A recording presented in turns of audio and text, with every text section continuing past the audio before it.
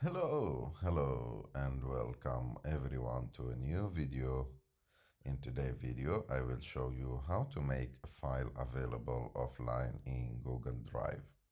To do this, it's really simple. You have just go to Google Drive, open your Google Drive, and of course, you should log into your account. After that, you go to Settings on the top of the screen. After that, click on Settings. After that, you have to scroll down here until you find an option called Offline. Click on it to activate it. And this option help you to create, open and edit your recent Google Docs, Sheets and Slides files on this device while offline.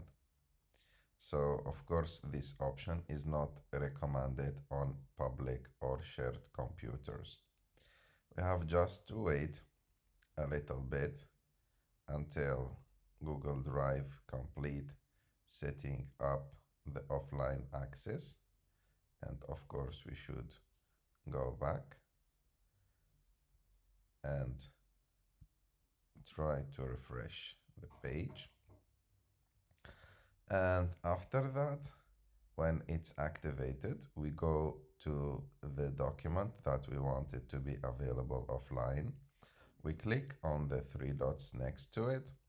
And as you can see, there is a new option who will appear, which is make available offline.